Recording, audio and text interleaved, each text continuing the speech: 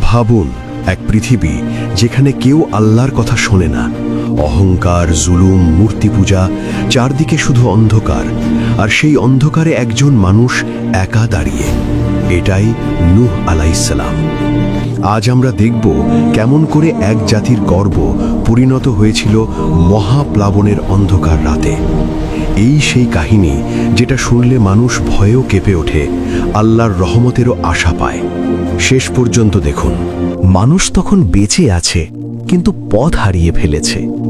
পাহাড় সমান মূর্তি, মদের নেশা, অপবিত্র জীবন, একদম অন্ধকার যুগ। নূহ আলাইহিসসালাম তখন একজন সাধারণ মানুষ, কিন্তু হৃদয়ে আলো। আল্লাহ তাকে বেছে নিলেন। হে নূহ, তোমার কওমকে আমার পথে ডাকো। সেখান থেকেই শুরু হলো দাওয়াত। দিন রাত গোপনে প্রকাশ্যে মানুষকে ডাকলেন, এই পথ ভুল, স্রষ্টাকে চেনো। কিন্তু কওম কি করল? কেউ হাসল, কেউ কানে আঙুল দিল, কেউ বলল, তুমি তো সাধারণ মানুষ। বড় লোকেরা বলল, আমরা তোমাকে মানব না, তোমার পাশে তো গরিবরা দাঁড়ায়। 950 বছর একটা মানুষ কতটা সহ্য করতে পারে? কিন্তু নূহ আলাইহিসসালাম হার মানেননি। একদিন কওম বলে ফেলল, হে নূহ, তুমি যত বলো আমরা মানব না, বরং তুমি যদি সত্যবাদী হও শাস্তি এনে দেখাও। এই কথা আল্লাহর ক্রোধের দরজা খুলে দিল। তখন আল্লাহ বললেন, হে নূহ, আর দাওয়াত দিও না, এখন আর কেউ ঈমান আনবে না। এবং প্রথমবার নূহ আলাইহিসসালাম বুঝে গেলেন বড় কিছু আসছে। অরণ্যের মাঝে আল্লাহ তাকে বললেন, একটি বিশাল জাহাজ বানাও। কওম দেখল নূহ আলাইহিসসালাম পাহাড়ে নৌকা বানাচ্ছেন। তারা হেসে বলল, দেখো সমুদ্র কোথায়, এই পাগল পানি ছাড়াই নৌকা বানাচ্ছে।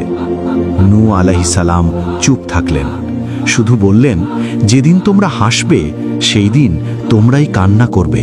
একদিন একটি চিহ্ন দেখা দিল। মাটির ভেতর থেকে পানি ফোঁটা ফোঁটা বের হতে লাগল। আকাশ হয়ে গেল অন্ধকার। নূহ আলাইহিসসালাম দ্রুত তার পরিবার ও ঈমানদারদের ডাকলেন, এসো, আল্লাহর জাহাজে ওঠো। প্রথম ঢেউ আসার আগে প্রাণী জোড়া এসে দাঁড়ালো জাহাজের সামনে। জোড়া জোড়া সিংহ, উট, ঘোড়া, পাখি। নূহ আলাইহিসসালাম ছেলেকে দেখে ডাকলেন, হে আমার ছেলে, আমাদের সাথে ওঠো। সে বলল, আমি পাহাড়ে উঠব, ওটা আমাকে বাঁচাবে। নূহ আলাইহিসসালাম কাঁদলেন। আজ কোনো পাহাড় আল্লাহর সিদ্ধান্ত থেকে রক্ষা করতে পারবে না। এক বিশাল ঢেউ এসে তাকে গ্রাস করল। আকাশ থেকে উল্টানো বালতির মতো পানি নামছে। পৃথিবীর বুক ফেটে পানি উঠছে। শহর, গ্রাম, পাহাড় সব ডুবে যাচ্ছে। মানুষ দৌড়াচ্ছে, চিৎকার করছে, কিন্তু খুব দেরি হয়ে গেছে।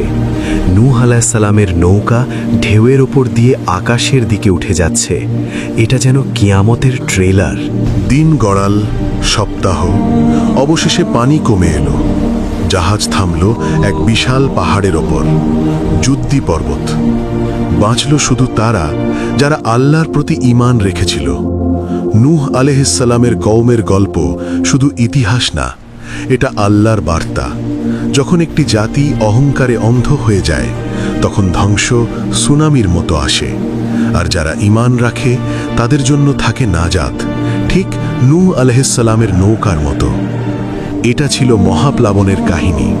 যদি এই গল্প আপনাকে আল্লাহর কথা মনে করিয়ে দেয়, তাহলে লাইক দিন আর উপকারী কন্টেন্ট পেতে সাবস্ক্রাইব করুন।